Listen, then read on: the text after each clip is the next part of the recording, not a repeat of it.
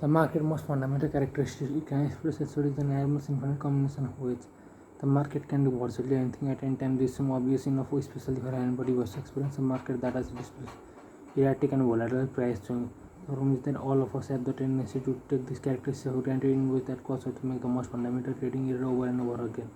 The fact that the trader really believe that anything could happen at any time, there will be constantly fewer errors and more constant winners. How to know that a virtually anything can happen? This fact is so easy to establish. All you have to do is dissect the market into its component part and look at how the parts operate. The most fundamental component of any market is traders. In the trader act as force in the prices, making them move by either building a price or offering it lower. Why do traders bid a price up or offer it lower? To answer this answer, we have to establish the reason why people trade. There are many reasons and purpose behind a person motivation to trade in any given market. के खुल जा रे आवाज? Market can do virtually anything at any time. This is obvious enough, especially for anybody who has experienced a market that has display erratic and volatile price swing. The problem is that all of us have the tendency to take this characteristic for granted in ways that cause us to make the most fundamental trading errors and over again. The fact is that if traders really believe that anything could happen at any time, there will be considerably fewer losers and more constant winners. How do we know that virtually anything can happen? This fact is easy to establish. All we have to do is dissect the matter into its component parts and look at how the parts operate. The most fundamental component of any market is these traders. Individual traders act as a force on price, making them move by either bidding a price up or offering it lower. Why do traders bid a price up or lower or offer it lower? To answer this question, we have to establish the reason why people trade. There are many reasons and purpose behind a person's motivation to trade in any given market. फ्रिजमाथि मसँग छैन बुलबुक. However, for the purpose of this illustration, फ्रिजमाथि Hahn.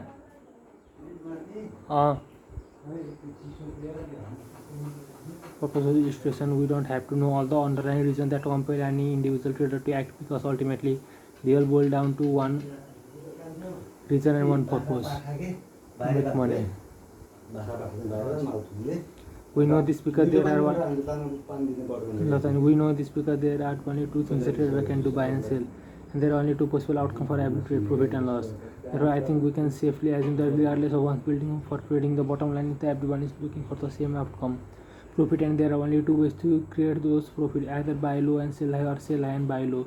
If we assume that everyone has to make money, then there's only one reason why a trader will bid a price up to the highest level: because he believes he can sell whatever is buying at a higher price at some point in the future. The same is true for the trader who is willing to sell something at a price that is less than the last posted price. He does it because he believes he can buy back whatever he is selling at a lower price at some point in the future. If you look at the market behavior as a function of price movement, and if price movement is a function of traders who are willing to bid price up or offer them lower, then we can say that all price movement is a function of what traders believe about the future. To be more specific, all price movement is a function of what individual trader believe about what is high and what is low. The underlying dynamics of market behavior are quite simple. One is the primary force existing in any market: traders who believe the price is low, traders who believe the price is high, the traders who are watching and waiting to make up their mind about whether the price is low or high. Technically, the thought group constitutes a potential force. The reason that support any given traders believe that something is high or low are usually irrelevant, because most people who trade act in an undisciplined, organized, haphazard and random manner, so their reason will not necessarily help anyone gain a better understanding of what is going on.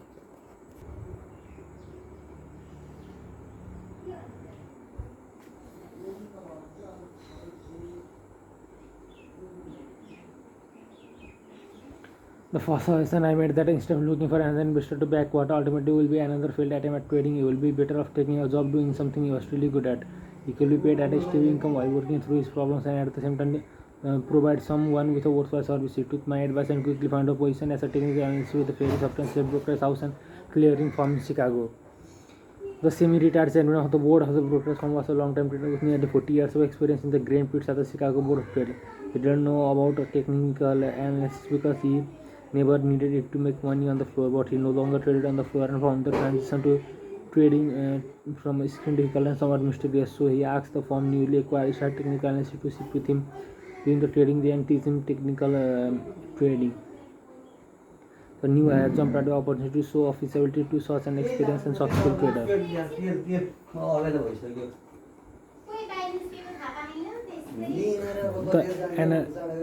The analyst was using a technical method to call point and line, and when interpreted correctly can accurately define support and resistance.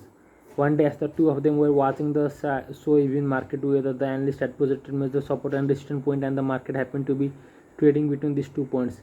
As the technical analyst was explaining to the chairman the significance of these 2 points, he stated in very emphatic, almost absolute terms that if the market goes up to resistance, it will stop and reverse, and if the market goes down to support, it will also stop and reverse. Then he explained that if the market went down to price level he calculated as support, his calculation indicated that would be the low of the day, and they said there, and the bean market was slowly trending down to the price the analyst said would be the support or low of the day. When it finally got there, the chairman looked over to the analyst and said, "This is where the market is supposed to stop and go higher." Right? The analyst responded, "Absolutely, this is the low of the day." "That's bullshit," the chairman retorted. "Was this?" He picked up the phone, called one of the clerks, handing orders of the soybean pit, and said, "Sell 2 million beans at the market." Within 30 seconds after he placed the order, the soybean market dropped 10 cents a bushel. The chairman turned to look at the horrified expression on the analyst's face. Calmly asked, "Now what did you say the market was going to stop? If I can do that, anyone can." The point is that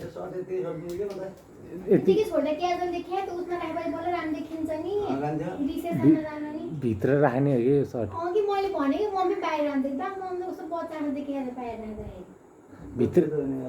भित्रै राख्ने shirt हो कि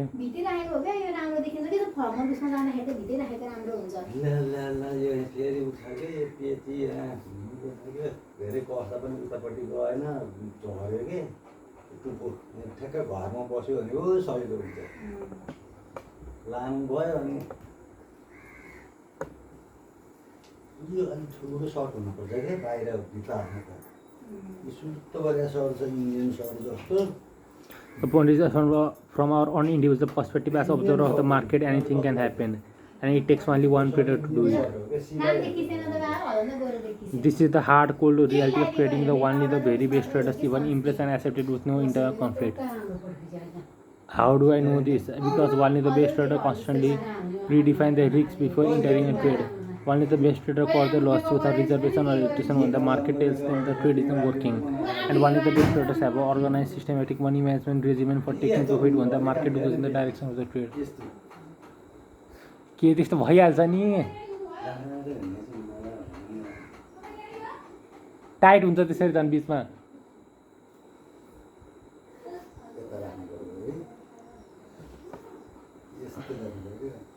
Not predefining a risk, nor cutting a loss, or not systematically taking profit are 3 of the most common and usually the most costly trading errors you can make. Only the best traders have eliminated these errors from the trading. At some point in their career, they learn to believe without a shred of doubt that anything can happen and to always account for what they don't know for the unexpected.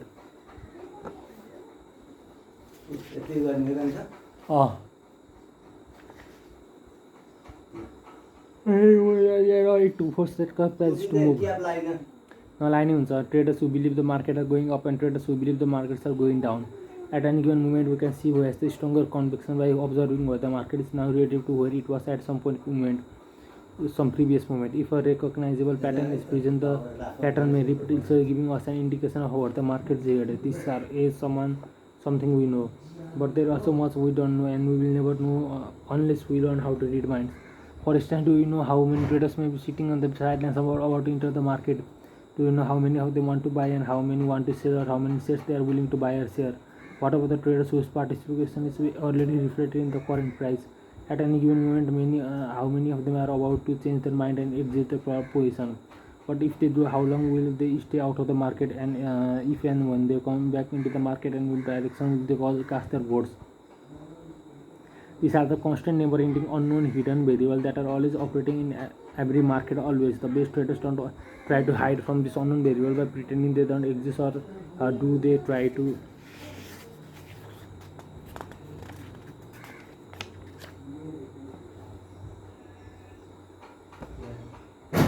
Intellectualize or rationalize them away through market analysis. Quite the contrary, the best traders take this variable into account, factoring them into every component of the trading regimens. regimes. For the typical trader, just the opposite is true. He trades from the perspective that he can see, hear, or fear. He must not exist. What other explanation could account for his behavior? If you really believe in the existence of all the hidden variables that have the potential to act on price in any given moment, then he would also have to believe that every trade has an uncertain outcome. If every trade always has an uncertain outcome, then how would he ever justify or talk himself into not predefining his risk, cutting loss, or having a systematic way to take profits? Given the circumstance, not adhering to these three fundamental principles is the equivalent of committing financial and emotional suicide.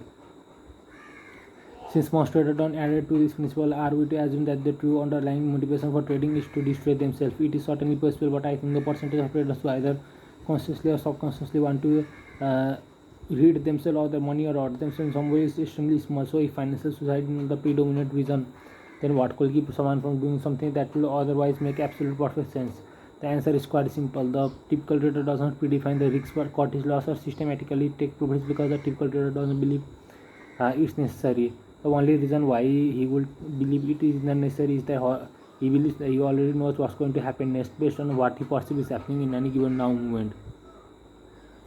If he already knows, then there's really no reason to adhere to this principle. Believing, assuming, or thinking that he knows will be the cause of virtually every trading error he has the potential to make. Our belief, what is true and real, are very powerful inner force. They control every aspect of how we interact with the market, from our perception, interpretation, decision, action, and expectation to our feeling over the result. It is extremely difficult to act in a way that contradicts what we believe to be true. In some cases, depending on the strength of the belief, it can be next to impossible to do anything that violates the integrity of belief. What the typical trader doesn't realize is that he needs an inner mechanism in the form of some powerful belief that virtually compels him to perceive the market from a perspective that is always expanding with greater and greater degree of clarity, and also compels him to always act appropriately given the psychological condition and the nature of price movement. Most effective and functional trading believes that he can acquire anything can happen. Aside from the fact that it is a true, it will act as solid foundation for building every other belief and attitude that needs to be a successful trader. Without the belief, his mind will automatically and usually without his conscious awareness cause him to avoid, block, or rationalize away any information that indicates the market may do something he hasn't accepted as possible. If he believes that anything is possible, then there's nothing for his mind to avoid, because anything includes everything. That this belief will act as an expansive force on his perception of the market that will allow him to perceive information that might otherwise have been invisible to him. In essence, he will be making himself available, opening his mind to perceiving more of possibility than exists from the market perspective. Most important, by establishing belief that anything can happen, he will be training his mind to think in probabilities. This is by far the most essential as well as the most difficult principle for people to grasp and be effectively integrate into their mental system.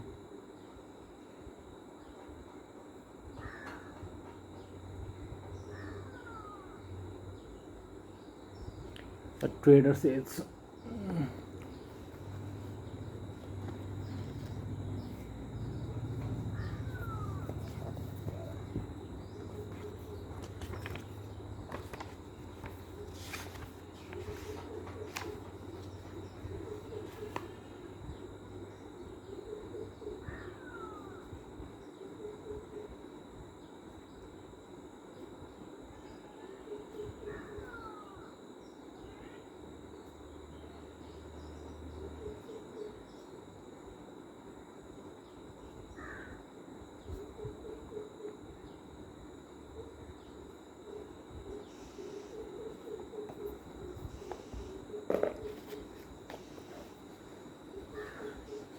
Chapter 7, the trader is thinking probabilities. Exactly what does it mean to thinking probabilities and why it's so essential to one constant success as a trader? If you take a moment and analyze the last sentence, you will notice that I made consistently of function of probability. It sounds like contradiction. How can someone produce constant result from an event that has an uncertain probabilistic outcome? To answer this question, all we have to do is look at the gambling industry. Corporations spend vast amount of money in the hundreds of millions, the billions of dollars on elaborate hotels to attract people to their casinos. If you have been to Las Vegas, you know exactly what I'm talking about. Gaming corporations are just like other corporations in that they have to justify how they allocate their assets to a board of directors and ultimately to their stockholders. How do you suppose they justify spending vast sums of money on elaborate hotels and casinos, whose primary function is to generate revenue from an event that has purely random outcome?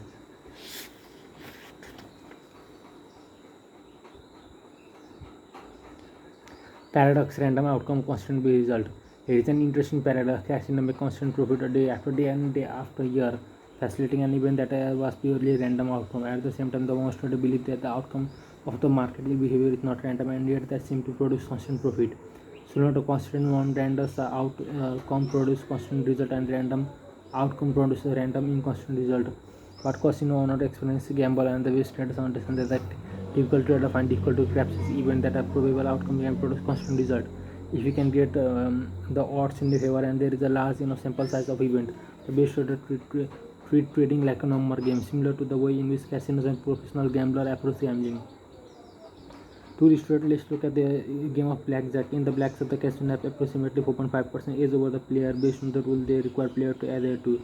This means that over a large enough sample size number of hands played, the casino will generate net profit of 4.5 cents on every dollar wagered on the game. The average of 4.5 cents takes into account all the players who walk away big winners, including our winning streak, all the players who walk away big losers, and everybody in between. At the end of the day, week 130, the casino always end up with representing 4.5% of total amount wagered. As 4.5% might not sound like a lot, but let's put in percentage. Suppose total $100 million wager or quality or at all of casino blackjack tables over the course of a year, the casino will be net 4.5 million.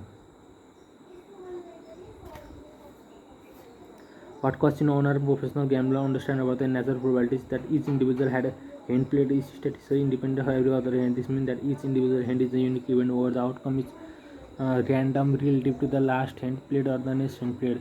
If you focus on each individually, there will be a random, unpredictable distribution between winning and losing hand, what on the quality basis. Thus, the opposite is true. If large enough number of hands is played, pattern will emerge that produce a constant, predictable, and statistically reliable outcome. That's what makes thinking in probability so difficult. It requires two layers of belief that on the surface seem to contradict each other.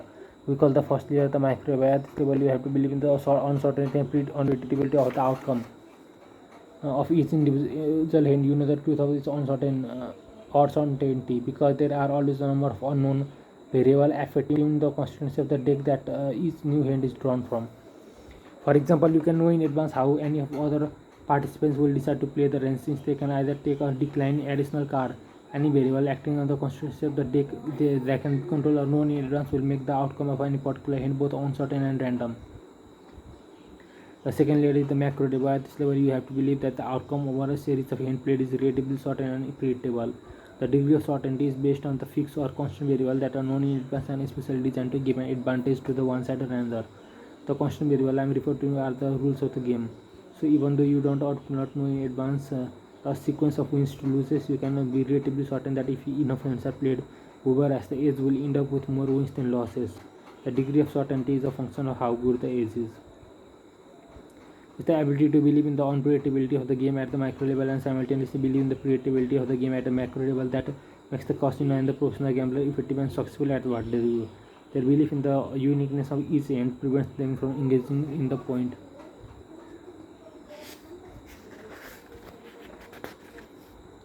Less endeavor of trying to predict the outcome of each event is a hand. They have learned and completely accept the fact that they don't know what's going to happen. As more important, they don't need to know in order to make money constantly. Because they don't have to know what's going to happen unless they don't have place any special significance, emotional or otherwise, on each individual hand spin of the wheel or the roll of the dice. In other words, they are not encumbered by the realistic expectation about what is going to happen, nor are the egos involved in a way that makes them have to be right. As a result, it's easier to stay focused on keeping the odds in their favor and executing flawlessly, which in turn makes them less susceptible to making costly mistakes.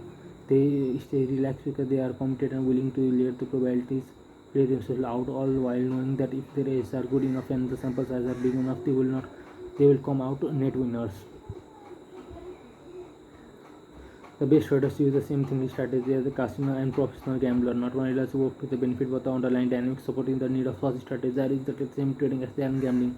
A simple comparison between the two will demonstrate this quite clearly. As the trader against the gambler, the casino are dealing with both known and unknown variables that affect the outcome of each trader gambling event.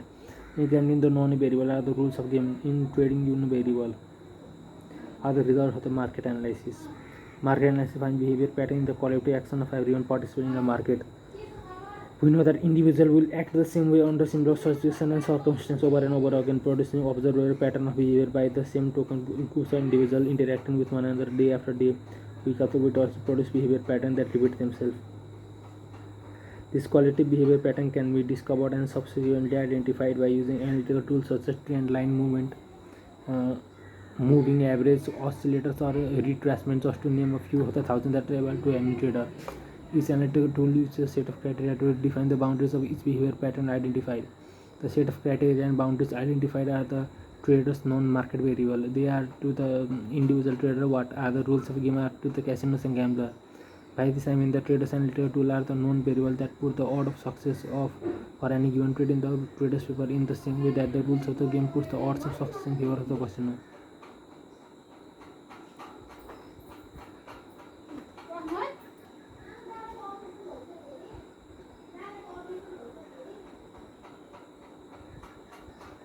Secondly, we know that in gambling, a number of unknown variables act on the outcome of each game. In blackjack, the unknowns are the suffering of the deck and how the player choose to play the limits. In craps is how the dice are thrown, and in roulette is the amount of force applied to spin the wheel. All these unknown variables attach forces on the outcome of each individual event in a way that causes each event to be statistically independent of any other individual event, thereby creating a random distribution between win and losses. Second, we know that in gambling, a number of unknown variables act on the outcome of each game. In blackjack, the unknown are shuffling the deck and how the players choose to play their hands. In craps, it's how the dice are thrown. And in roulette, is the amount of force applied to spin the wheel. All these unknown variables act as forces on the outcome of each individual event in a way that causes each event to be statistically independent of any other individual event, thereby creating a random distribution between wins and losses. Trading also involves a number of unknown variables that add an outcome of any particular behavior pattern a trader may identify and use as its. In trading, the unknown variable are all other traders who have the potential to come into the market to put on or take off a trade. Each trade contributes to the market position at any given moment, which means that each trader acting on a belief about what is high and what is low contributes to the collective behavior pattern that is displayed at that moment.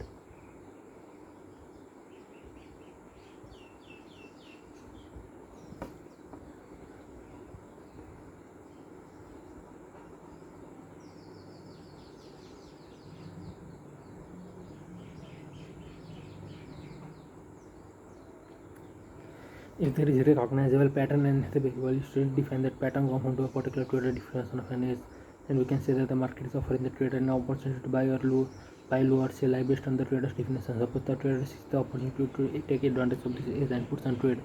What factor would determine whether the market will force in the direction of this edge or against it? The answer is the behavior of all the traders.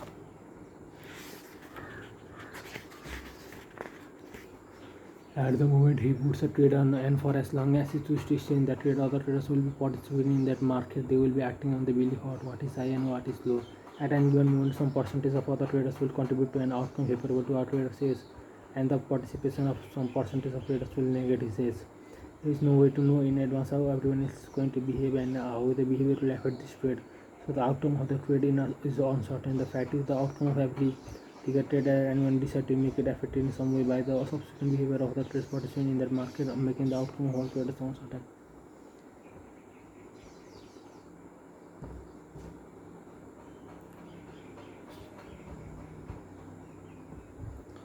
Since all trades have an uncertain outcome, then like gambling, each trade has to be statistically independent of the next trade. The last trade or any trades in the future, even though the trader may use the same set of known variable to identify his edge for each trade. Furthermore, if the outcome of each individual trade is statistically independent of every other trade, there must also be a random distribution between wins and losses in any string. Given similar set of trades, even though the odds of success for each individual trade may be in the trader's behavior. Third, casino owner don't try to predict or know in advance the outcome of each individual event. Aside from the fact that it would be extremely difficult even all the unknown variable operating in a scheme, it is necessary to create a constant result. Casino operators have learned that all they have to do is to keep the odds in their favor and have a large sample size of events so that there is ample opportunity to work.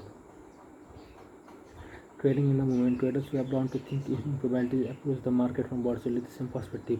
At the micro level, they believe that each trader is unique. What they understand about the nature of trading is that any given moment the market may look exactly the same on chart as it did some previous movement, and the geometric measurement and mathematical calculation used to determine if this can be exactly the same from one edge to the next, but the actual construct of the market is from one moment to the next is never the same. For any particular pattern to be exactly the same now it as in some previous movement will require that every trader who participated in the previous movement be present. As more, each of them would have interact with one another in exactly the same way, more some period of time to produce the exact same outcome to whatever pattern was being observed. The odds of that happening are non-existent. It is extremely important that you understand the this phenomenon because the psychological implication for trading will not be more important. We can use all the various tools to analyze the market behavior and find the pattern that represents the best existence from an analytical perspective. But this pattern can avoid to be precisely the same in every respect, both mathematically and visually. But if the constituency of the group of traders who are creating the pattern now is different by even one person from the group that created the pattern in the past, then the outcome of current pattern has the potential to be different from the past pattern. The example of the analysis here illustrates this point quite well. If take only one trader somewhere in the world with a different belief about the future to change the outcome of any particular market pattern and negate the yes that pattern represents.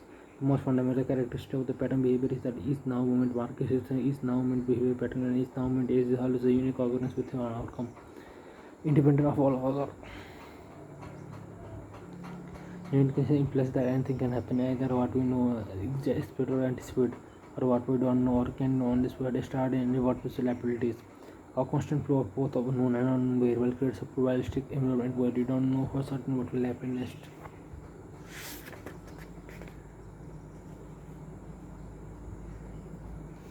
This last statement may seem quite logical, even self-evident, but this is wrong here. That is anything but logical or self-evident. Being aware of uncertainty and understanding the nature of probabilities does not equal an ability to actually function. Effective from a probabilistic perspective, thinking in probabilities can be difficult to master because our mind does not process information in this manner. Quite the contrary, our mind causes us to perceive what we know, and what we know is part of our past, whereas in the market every moment is new and unique, even though there may be similarities to something that also occurred in the past. This means that unless we train our mind to perceive the uniqueness of each moment, that uniqueness will automatically be filtered out of perception. We will perceive only what we know minus any information that is blocked by our fears. Everything else will remain invisible. But the bottom line is that there is some degree of sophistication to thinking in probabilities which can take people a considerable amount of effort to integrate into the mental system as a functional thinking strategy. Most traders don't fully understand this. As a result, they mistakenly assume they are thinking in probabilities because they have some degree of understanding of the concept. I have worked with hundreds of traders who mistakenly assumed they thought in probabilities but didn't. Here is an example of trader I work with whom I call Bob. Bob is a certified trading advisor, CTO, who manages approximately 50 million investment. He's been in business for around 30 years. He came to one of my workshops because he was never able to produce more than 12 to 18% annual return on the account he managed. This was an adequate return, but Bob was extremely dissatisfied because his analytical ability suggested that he should be achieving an annual return of 150 to 200%. I will describe Bob has been well versed in the nature of probabilities. In other words, he understood the concept but did not function from probabilistic perspective. Shortly after attending the workshop, he called to ask me for some advice. Here is the entry from my journal written immediately after that phone conversation. Bob called with a problem. He put on a belly trade and put his stop in the market. The market traded about a third of the way to his stop and went back to his entire point where he decided to bail out of the trade. Almost immediately after the cut of the bellies went 500 points in the direction of the trade, but of course he was out of the market. But he did not understand what was going on. First I asked him what was at risk. He did not understand the question. He assumed that he had accepted the risk because he put in a stop. I responded that just because he put in a stop, it didn't mean that he had truly accepted the risk of the trade. There are many things that can be at risk: losing money, being wrong, and being perfect. Etc. Depending on one underlying motivation for trading, I pointed out that the person belief are always revealed by their action. We can assume that he was operating out of belief that to be disciplined trader one has to define the risks and put a stop in, but so he did. But a person can put in a stop and at the same time not believe that he is going to be stopped or out or that the trade will ever work against him for that matter. By the way it described the situation, it sounded to me as if this is exactly what happened to him. But when he put on the trade, he didn't believe he will be stepped out, nor did he believe the market will trade against him. In fact, he was so adamant about this that when the market came back to his entry point, he got out of the trade to punish the market with an I will show you attitude for even going against him by one tick. After I pointed this out to him, he said this was exactly the attitude he had when he took off the trade. He said that he had been waiting for this particular trade for weeks, and when the market finally got to this point, he thought it would immediately reverse. I responded by reminding him to look at the experience as simply pointing the way to something that he needs to learn. A prerequisite for thinking in probabilities is that you accept the risk, because if you don't, you will not want to face the possibility that you haven't accepted, and if and when they do present themselves. When you have trained your mind to think in probabilities, it means you have fully accepted all the possibilities, and you always do something to take the unknown forces into account. Thinking this way is virtually impossible unless you have done the mental work necessary to let go of the need to know what is going to happen next or need to be right on each trade. In fact, the degree by which you think you know, assume you know, or in any way need to know what is going to happen next is equal to the degree of which you will fail as a trader. Traders who have learned to think in probabilities are confident of the overall success because they commit themselves to taking every trade that confronts to further definition of an edge. They don't attempt to pick and choose the edge they think, assume, or believe they are going to work, and act on those not do they avoid the edge that for whatever reason they think, assume, or believe aren't going to work. If they did either of those things, they will be like contradicting their belief that the now moment situation is always unique, creating a random distribution between wins and losses on any given string of edges. They have learned usually quite painful that don't know in advance which edges are going to work and which ones aren't. They have stopped trying to predict outcomes. They have found that by taking every edge, they correspondingly increase the sample size of trades, which in turn gives whatever edge they use ample opportunity to play itself out in their favor, just like the casinos.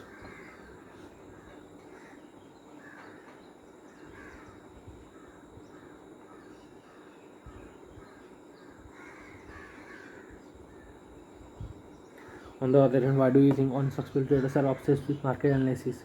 They crave the sense of certainty that analysts appear to give them, although few will admit it. The truth is that a typical trader wants to be right on every single trade. Yet desperately trying to create certainty what it just doesn't exist. The irony is that if completely accepted the fact that certainty doesn't exist, he will create the certainty he craves. He will be absolutely certain that certainty doesn't exist. When you achieve complete acceptance of the uncertainty of each and the uniqueness of each moment, your frustration with trading will end. Furthermore, you will no longer be susceptible to making all the typical trading errors that distract you from your potential to be consistent and destroy your sense of self-confidence. For example, not defining the risks before getting into trade is by far the most common of all trading errors, and it starts the whole process of trading from an inappropriate perspective. In light of the fact that anything can happen, wouldn't it make perfect sense to decide before executing or trade where the market has to look, sound, or feel like you tell to your it's not working? So why doesn't the typical trader decide to do it or do it every single time? I've already given you the answer in the last chapter, but there is more to it and there's some also tricky logic involved. But the answer is simple. The typical trader wants to redefine the risks of getting into a trade because he doesn't believe it's necessary. The only way he could believe it is necessary as he believes that he knows what's going to happen next. The reason he believes he knows what's going to happen next is because he won't get into trade until he is convinced that is right. At the point where he is convinced the trade will be and winner is not no longer necessary to define the risks. Typical traders go through the exercise of convincing themselves and that they are right before they get into trade because the alternative is simply unacceptable. Remember that our minds are wired to associate as a result being wrong or any given trade has the potential to be associated with any or every other extension trade life or his be wrong. The implication is that any trade can easily tap him into the accumulated pain of every time he has been wrong in life. Even the huge backlog of unresolved negative experience surrounding what he means to be wrong that exists in most people. It's easy to see why each and every trade can literally take on significance of a life or death situation. So for the typical trader, determining what the market will have to look, sound, or feel like to tell him that a trade is not working will create an irreconcilable dilemma. On one hand, he desperately wants to win, and the only way he can do that is to participate, but the only way he will participate is if he is sure the trade will win. On the other hand, if he defines the risks, he is willfully gathering evidence that will negate something he has already convinced himself of. He will be contradicting the decision making process he going through to convince himself that the trade will work. If he exposes himself to conflicting information, it will surely create some degree of doubt about the viability of the trade. If he allows himself to experience doubt, it's very unlikely he will participate. If he doesn't put the trade on and runs to a winner, he will be in extreme agony. For some people, nothing hurts more than an opportunity recognized but missed because of self-doubt. For the typical trader, you only get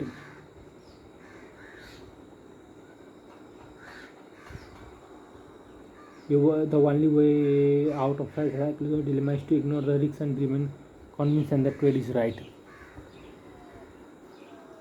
If any of this sound familiar, consider this one. You are convinced yourself that you are right. What you are saying to yourself is, I know who's in the market and who's about to come into this market. I know that they believe over what is high or what is low. Furthermore, I know each individual's capacity to act on this belief the degree of clarity or relative lack of inner conflict, and with this knowledge I am able to determine how much action of each of these individuals will affect price movement in its quality from a second, a minute, or hour, or day, or a week from now.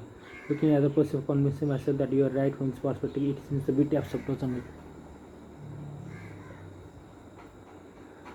For the traders who have learned to think in probabilities, there is no dilemma. Predefining the risk doesn't pose a problem for these traders because they don't trade from a right or wrong perspective.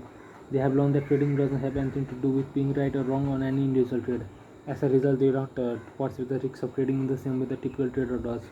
Any of the best traders, the probability thinkers, would have just as much native answers surrounding that what it means to be wrong as the typical trader, but as long as they legitimately define trading as a probability game, their emotional response to the outcome of any particular trade as equivalent to how the typical trader will feel about flipping a coin, calling heads and seeing the coin come up tails. A wrong call, but for most people, think around about predicting the flip of a coin will not tap them into accumulated pain of every other time in their lives they had been wrong.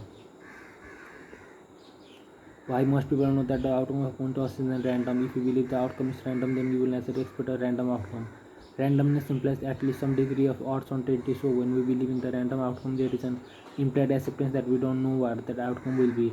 When we accept in advance of an event that we don't know how it will turn out, that acceptance has the effect of keeping our expectation neutral and open-ended. Now we are getting down to the very core of the what relates to the typical trader. Any expectation about the market behavior that is specifically well defined, I think instead of being neutral and open-ended is unrealistic and potentially damaging.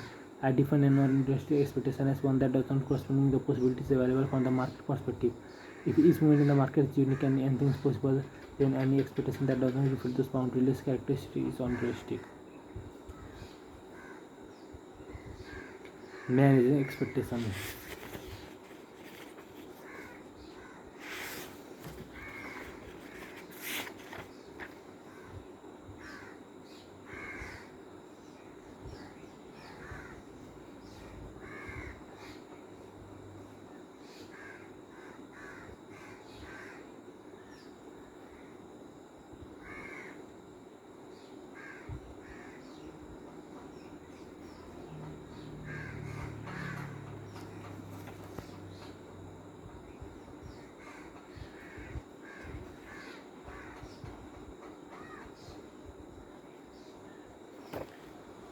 Managing expectation. The potential damage caused by holding unrealistic expectations comes from how we interpret the way we perceive information. Expectations are mental representation of what some future movement will look, sound, taste, smell, or feel like. Expectations come from what we know. This makes sense because we can't expect something that we have no knowledge or awareness of. What we know is synonymous with what we have learned to believe, or the ways in which the external environment can express itself. What we believe is our own personal version of all the truth.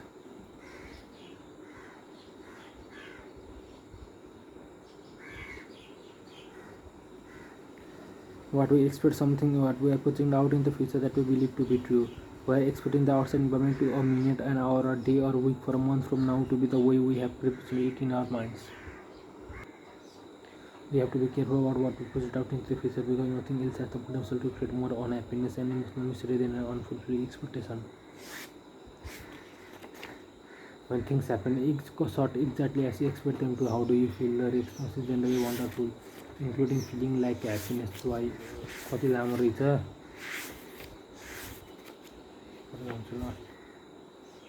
happiness, joy, satisfaction, and greater sense of well-being. You, unless of course you were expecting something grateful and it manifested itself conversely. How do you feel when the expressions are not fulfilled? The universal response is emotional pain. Everyone experiences some degree of anger, resentment, despair, regret, disappointment, and dissatisfaction, or betrayal when the environment doesn't turn out to be exactly as we expect it to be. Unless of course we are completely surprised by something that much better than we imagine.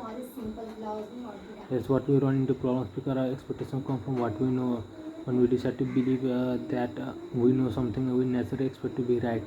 At that point, we are no longer in a neutral or open state of mind, and it's not difficult to understand why. If we are going to feel great if the market does what we expect it to do, or feel horrible if it doesn't, then we are not exactly neutral or open-minded. Quite the contrary, the force of the belief behind the expectation will cause us to perceive market information in a way that confirms what we expect. We naturally like feeling good, and our pain avoidance mechanism will shield us from the information that does not come from what we expect. As I've already indicated, our mind are designed to help us avoid pain, both physical and emotional.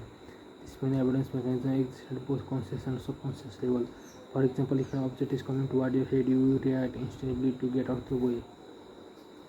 Talking does not require a conscious decision-making process. On the other hand, if you clearly see the object and have time to consider the alternatives, you may decide to catch the object, bat it away with your hand or dog.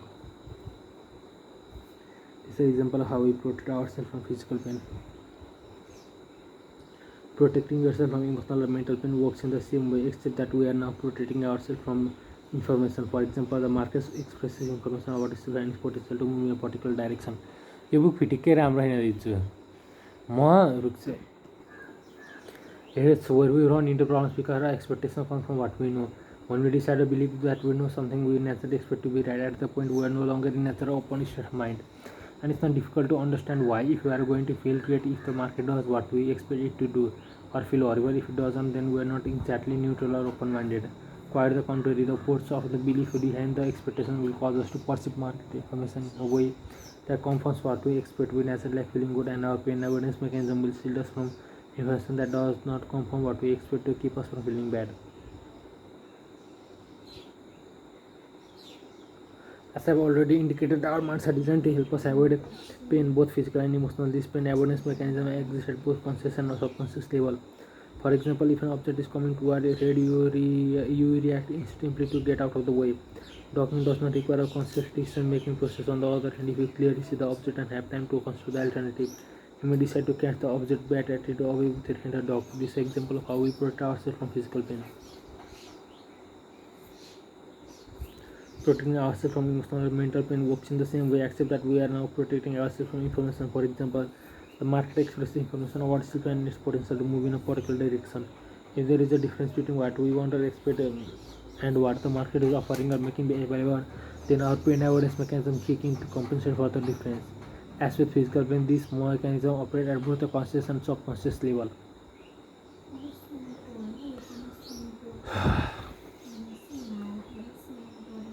To protect ourselves from painful information at the conscious level, we rationalize, justify, make excuse, willfully gather information that will neutralize the significance of conflicting information, get angry. At the subconscious level, the pain avoidance process is much more subtle and mysterious. At this level, our mind may block our ability to see other alternatives on the other circumstances. We will be able to perceive them. Now, because they are in conflict with what we want to expect, our pain avoidance mechanism can make them disappear, as if they didn't exist. To illustrate the phenomenon, the best example is one I have already given you. Where in trade where the market is moving against, in fact the market has established a trend in the opposite direction to what we want or expect. Ordinarily, we will have no problem identifying or perceiving this pattern if it weren't for the fact that the market was moving against our position. But the pattern loses its significance because we find it too painful to acknowledge.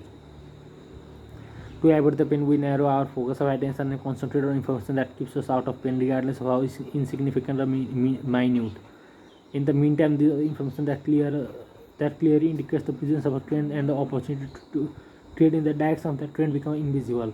The trend doesn't disappear from physical reality, but our ability to perceive it does. Our pain avoidance mechanism block our ability to define and interpret what the market is doing as a trend.